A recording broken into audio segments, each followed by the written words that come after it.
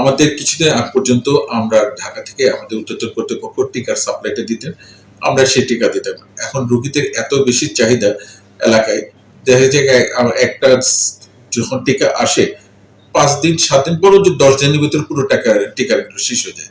এটা একটা continue process, সবসময় রোগী আসতেছে, কিন্তু টিকা যখন বন্ধ হয়ে যায় আর আমাদের আনাটা, তখন আমরা বিপদে পড়ে যাই। তখন আমাদের লোকদের বলতে হয় যে আপনার নিকটস্থ কোনো ফার্মেসি বা অন্য কোনো জায়গা থেকে আপাতত টিকাটা নেন, পরে যখন আমাদের এখানে সাপ্লাই আসবে তখন আমরা আবার কার্যক্রম চালাতে পারবো। এই টিকাটা একটু দামি, কস্টলি জিনিস।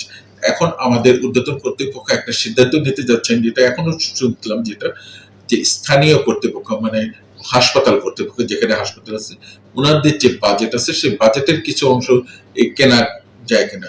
এবং ওনারা তখন এটা ঊর্ধ্বতন কর্তৃপক্ষ জানাচ্ছে যে এত বেশি পেশেন্ট এবং ওনাদের যে অ্যালোকেশন আছে বাজেটের যে অংশটুকু, সেখান থেকে যদি এটার পিছনে খরচ করা হয়, কারণ একটা রোগীর টিকা যদি 5টা ডোজ দিতে হয়, যে আইএম ইঞ্জেকশন, তাতে দেখা যায় 2 থেকে 2,500 টাকার মতো লেগে যায়।